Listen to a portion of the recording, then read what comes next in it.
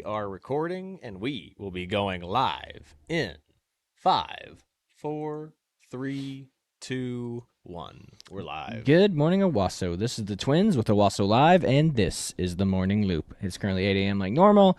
It is 75 degrees out. Boy, it was hot this morning on my run to the gym. Like, holy cow. Like, I was drenched in sweat when I got there. And it was only 2 miles. 2.5. But, yo, it's warm out. It's going to be very warm again today. They say high of 96, but, I mean, my truck was telling me it was 101 by the time I got off work. So, take that for what you will. I think it's going to feel way hotter, so be prepared for another miserably hot day today. Now, with that being said, traffic conditions going in Tulsa are pretty slow right now, so it's right up there on the right. It's not too bad back here where I'm looking over here at the Y, but once it gets to the 76th Street on-ramp, it is borderline standstill. So if you haven't left yet, you might consider taking a different route in, but again, it's not too bad, all things considered, at least not as bad as yesterday. So with that being said, we're going to jump right into our topic of the day, which is public schools hate America. And, I swear, there's nothing but controversies going on in public schools lately. And again, this little segment that we're about to do might not be super accurate. You know, there might be some misunderstandings going on. Again, it's a lot like that whole situation at Owasso with that little trans girl. You remember that? Yes, little thing? I do remember that. So that got blown out of proportion. Lies, misinformation spread. So maybe that's what this is. But either way, optically, the public school is not going to recover from this one very well. Yeah, and two, like, even if there's misinformation on it, the school has released no statement, at least as of right now that we know of. Yeah, I'm sure the lawyers are trying to figure out something. But anyway, we'll go ahead and show this segment, and then we'll give our thoughts on the tail end of it. So let's go ahead and check this out. Edmond Public Schools responds to a controversy over a student displaying the American flag on his truck. This picture ended up on social media. An Edmond North High School student says that he was told he can no longer fly the flag on his vehicle. In a statement, EPS says that district practice does not permit flying flags on vehicles. It goes on to say it creates safety issues in the parking lot as well as can cause damage to other vehicles. Ooh, okay. So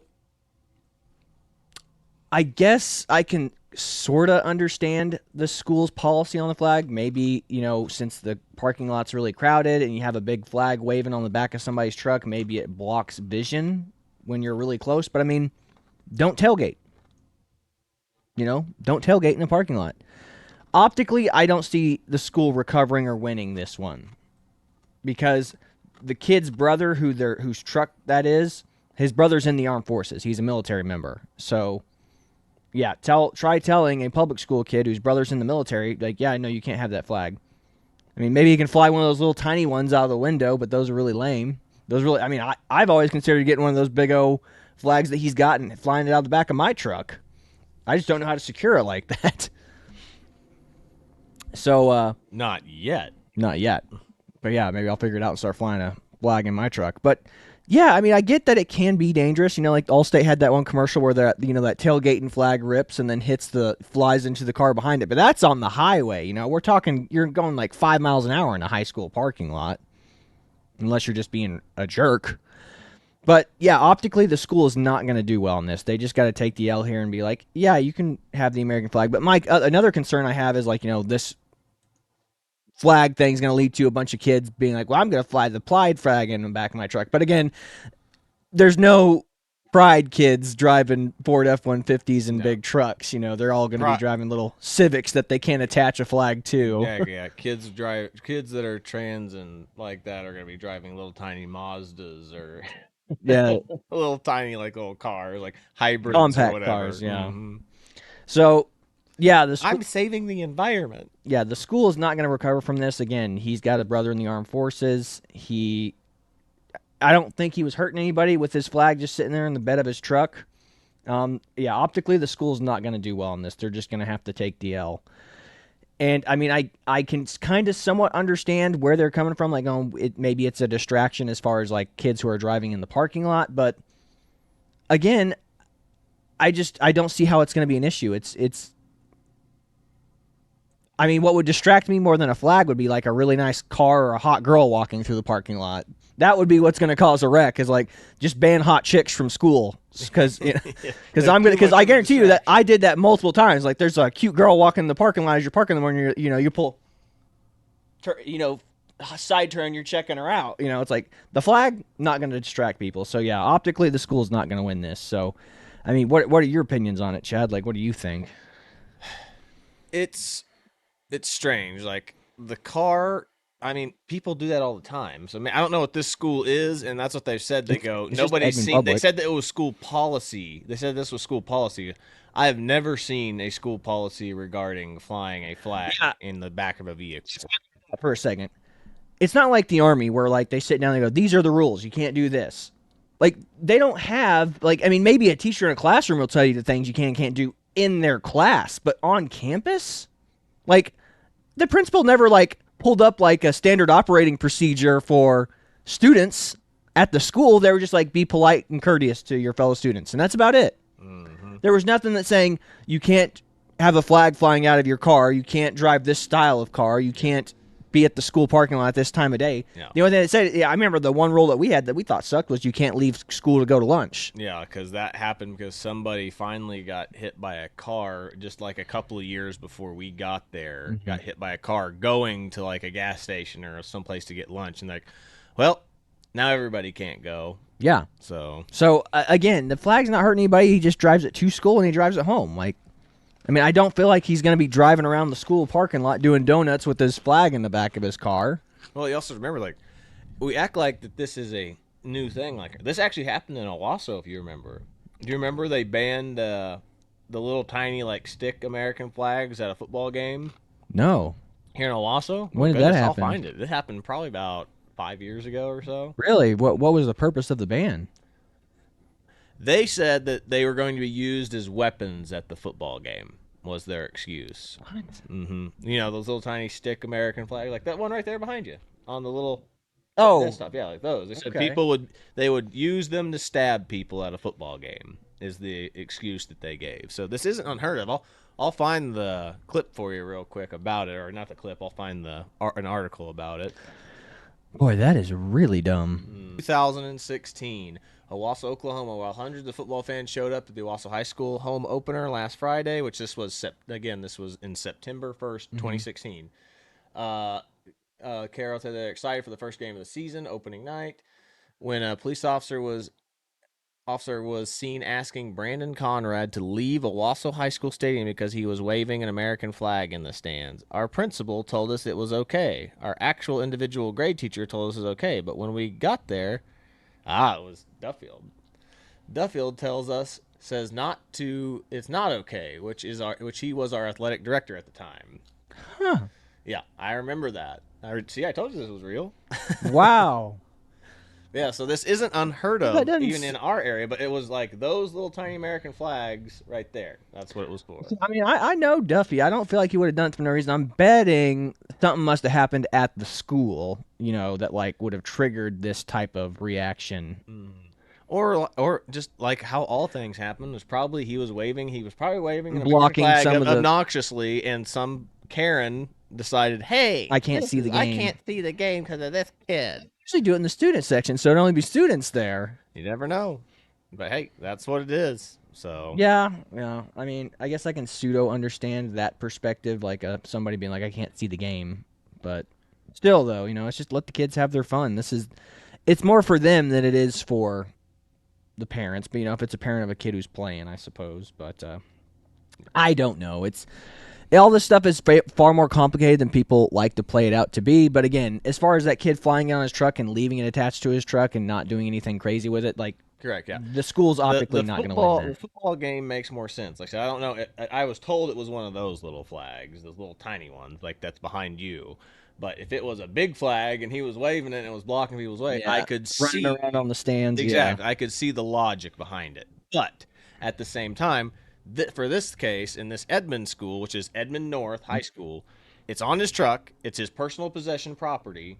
Even if they go out there and take it down, they're touching his property. Like Yeah. his truck is not school property. Yeah, It's parked on public school property, but it's not their property to touch or tell him what to do with. Yeah, that's a no-no. Yeah, so yeah, Edmond cannot win this. This is a no-win situation for the public school. Dumb policy. And again, but I mean, schools are notorious for doing that.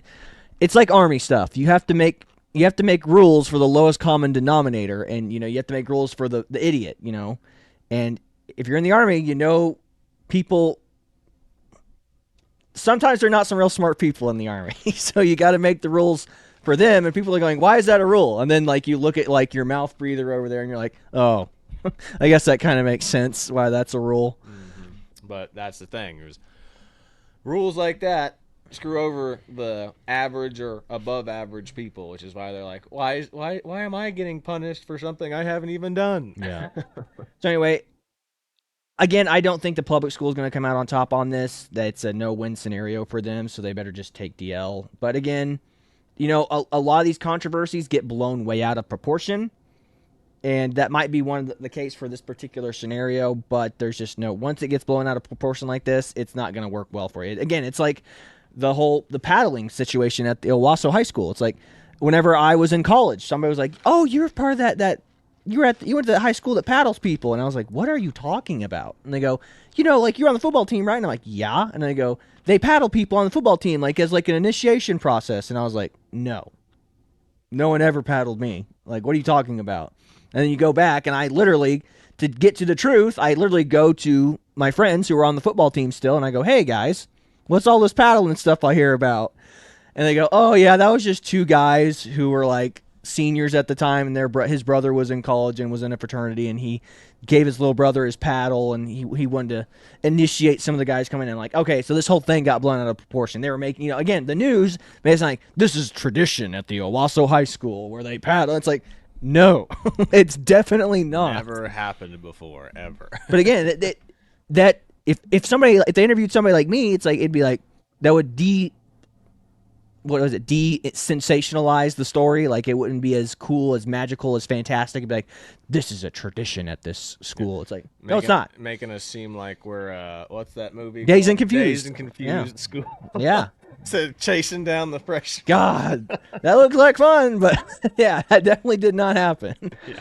But yeah, no. So that's where they're at. And so speaking of schools, we're gonna move on to another subject where I guess reading and writing is no longer the purpose of education, at least in Oregon or in the state of the subject on public schools and how they're being more authoritarian, as in this flag case, and even in this case we're about to see, they're lowering standards. Yeah, it's not about education; it's about equity and inclusion.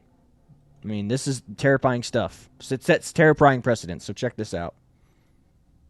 Will no longer need to be proficient in reading, writing, and math to graduate because having standards to graduate disproportionately harms students of color. Dang. What's up with all these books? Oregon students will no longer need to be proficient in reading, writing, and math.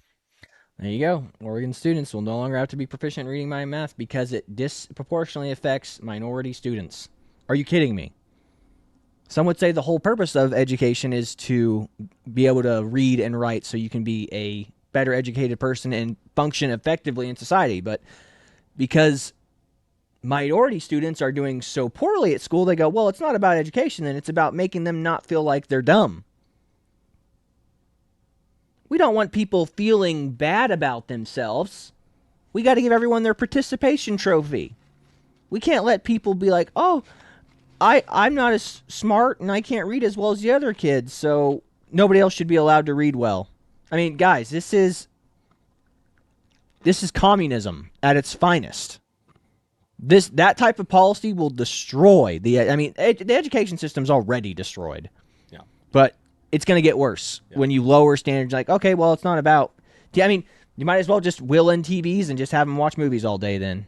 Yeah, I mean, honestly, I think you learn more from like a YouTube video than you do from school anymore. Yeah, I know. Yeah, we'll just pay these teachers to.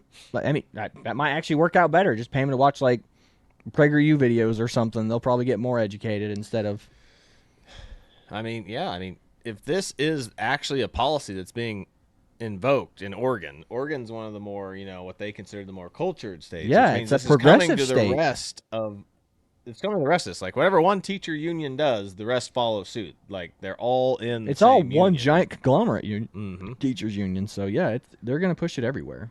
So and then they have the goal to tell you that kids are doing better and stuff in school. How can they be doing better if you're getting rid of standards? Yeah. Doesn't make any sense to me at all. Yep. But Yep. anyway, moving on to the next one. We've got this one. We were talking about how with legals being given the rights to drive and get licenses, even though some of them still aren't getting licenses and Yeah. doing horrible things. The double standards in policing citizens versus policing non-citizens. Check this out. Scathing new details about Jorge Sanchez Martinez are revealed in court. WDSU's Cassie Sherm is joining us now live from criminal court with these new developments. And Cassie, what did the judge have to say about all of this? Well, the judge today in court says she normally does not like to hold anyone without bond, but she says it's because the circumstances. One, that he does not have a driver license here. Another one, that he was denied a visa. He has no connection to anyone in the United States, she said, as according to the DA's office. And then also that ICE is trying to detain him. She says that she's worried he's a flight risk, and she says that's why she's made this decision. Now, a little bit more about that driver. So the driver that we know so far is Jorge Sanchez Martinez. He's currently being charged with negligent homicide, reckless operation of a vehicle, and not being licensed to drive. The district attorney's office says Sanchez applied for a visitor visa in 2019 and was denied. He later came into the state undocumented, and he has no driver's license. Now, court documents state that Sanchez Martinez was driving on the Crescent City Connection Bridge at an unknown speed when he reached down to grab a cup of coffee, and by the time he looked up, his car hit the back of a motorcycle driven by 48-year-old Mark Dean. Now, according to Sanchez Martinez, after the initial impact, he attempted to brake abruptly but was unable to avoid hitting Dean a second time. Now, Sanchez Martinez then hit another car. His attorney says this is not negligent homicide. He was not under the influence of anything. We believe this was an accident. There was a lot of traffic on the bridge. Whether or not he was actually traveling above the speed limit, that is yet to be determined. They're saying that they determined that based upon marks that were on the wall, the Crescent City connection. I'm no scientist, but I'm not certain that that's enough to make a determination as to how fast someone was going. I believe that there actually are mechanisms inside most vehicles that will tell us how fast he was going, and then we'll have a better understanding. And now, Attorney General Liz Murrell sent us this statement saying, quote, heartbreaking. The person responsible for this horrific crash, 29-year-old Jorge Martinez Sanchez, is a legal alien. Our office is prosecuting the case in a secure detention without bond. Martinez Sanchez has been arrested for negligent homicide, reckless operation, and driving without a license. I'm praying for the family, friends, and co-workers of Mark Dean. Now, this is just the beginning of this case, and we're going to be following this very closely. So I'll be giving you guys the latest information here from court, on air, and online at WDSU.com. Reporting here from criminal court, I'm Cassie Sherm. WDSU investigates. As scathing new details. There you go. An illegal immigrant is getting a public defender to plead his case for him. I mean, that's a waste of our resources on someone who's not supposed to be here. Your tax dollars are paying that public servant to defend him. And he's saying that it's not negligent. Grabbing a cup of coffee, reaching for a cup of coffee, and not paying attention to the road is negligence. Not driving with a license is negligence. Entering the country illegally is illegal. What can we go on through here to say that everything that this guy has done has proven that he doesn't deserve to be here? He needs to be locked up in jail, or at least deported out of this country for forever. And at this point, the electric chair, for goodness sake. He killed somebody. Yeah. Now, maybe he didn't intentionally do it, but like I said, we have to set precedent for illegals. If the vast majority of people who keep coming here go, there's going to be no real punishments for this. You have to make it a strong precedent. Like, oh, wow, they execute illegal immigrants who come here and kill people. Like, I mean, I don't know if I want to go to America anymore. Or at least if you don't actually execute them, you have to leave that on the table. You have to scare folks Crime and punishment. They have to be afraid to commit crimes. They have to be afraid to do illegal things. But again, no, we're draining our own tax dollars to publicly defend that guy. Mm-hmm. Look, and everybody deserves to have their case pleaded, but again, I would say citizens deserve to have their case pleaded. That's a drain of our own resources on someone who came here illegally, broke the law to be here, and then killed one of our own citizens. Yep. It's ridiculous. And what's this last one you have here for me? I'm not sure.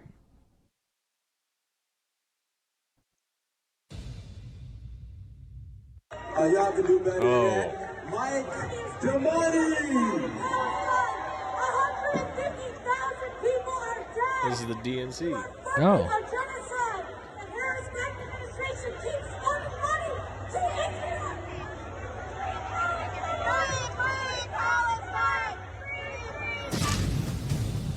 I thought this was the party of free speech and activism. Nah. Apparently not. Not when it's them. Yeah. Like I said, there's no one more obnoxious than the Free Palestine protesters and movements. Like, again, it's not Free Palestine. It's let terrorists do whatever terrorists want to do. That's what that movement is. But, yeah, no, I mean, like I said, just the beautiful hypocrisy of the Democratic Party. It's like, yeah, they'll court them, but they don't want them speaking. But again, they don't even know what they want. Yeah. They just know that they don't want...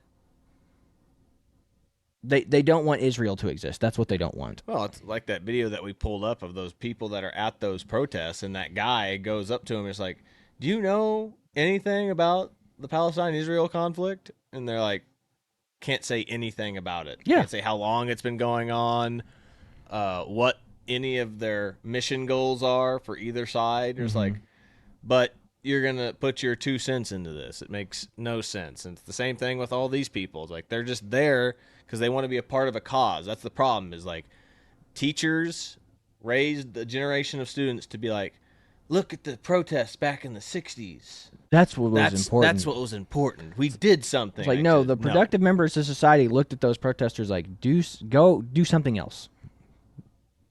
You know, like we were raised by the generation of people who thought that protesting was a cool and valid thing. It's like, no, they were all losers. They didn't have anything to do, so they were just filling up their time.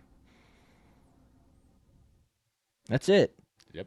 Like, I mean, like everyone, like the historians and the media talk about these people like they weren't the most despised people in the world. It's like, yeah, everyone really sympathizes with their cause. It's like, no one liked the hippies. They were like, get these people out of here. Get a job, you bum. That was the whole argument. That's what people would say to them. You need to get a job, you bum. It wasn't like, wow, they're making a difference out there. Like, no. They're just a loud, vocal minority that annoyed the heck out of people. 100%. So, yeah. That's about all we've got for you today. Like, we just wanted to inform you on that little controversy going on in the public schools. Like I said, the public schools can't win, and they're not going to win because they just keep making bad policy decisions, you know. And, again, we don't know all the reasons why these policy decisions are made, but optically, once your little controversy happens, it's too late. Well, it's partially like what's been going on with anything that happens in the police departments, like what's going on in the UK right now. What public schools do is that they have a crisis committee meeting of the board of directors or whatever the heck it is, the school board or whatever it is. Mm-hmm. They have a crisis meeting. Well, and the same thing with the police, like with what's going on rioting in London or wherever right now. It's like they have a meeting and they make the worst possible decision of, we're going to make a statement, a very vague and generalized statement that's non-offensive. Whereas if you had just told the truth of what actually happened, you would have saved yourself a lot of trouble. That's the problem with committees, because committees have to all agree on something versus like, just tell the truth. Yeah. The truth is a lot less harmful than what would you call it, like a glammed up like statement. Yep. That's a lie. That's a half truth or a half lie statement. Mm-hmm. Yeah. And that's really what the issue is with this school, is like, and they're being super tight-lipped about it. Yeah. So, okay. Optically, the school's going to lose this. Now, again, and the way these things go, eventually people will forget. Like, does anyone still remember does anybody remember Next? Benedict. Does anybody actually care anymore? Probably not. Does anybody remember the paddle controversy at Owasso? No. Not really. I mean, it's going to go on. I mean, just with the flag thing that happened at the Owasso football game. Yeah. You didn't even remember that. No, I had no clue. I was like, what are you talking about? So, give it 48 hours. It'll blow over and be forgotten. But I guess a win for, proud red-blooded Americans, I suppose. It's a moral victory, but again, optically, how's it gonna? Optically bad for the school, morally good for conservatives, I suppose. But at the end of the day, is that flag policy actually going to change? Probably not. They'll probably say we changed it and then change it back quietly, without anybody even knowing about it. After that kid graduates, Yeah. I'm like, yeah, now we're back to the square one. So that's what I've got for you today. This is the Twins with Owasso Live. This was the Morning Loop. Be sure to like, share, and subscribe so you too can stay in the loop. We are signing off. God bless you. See you later, everybody.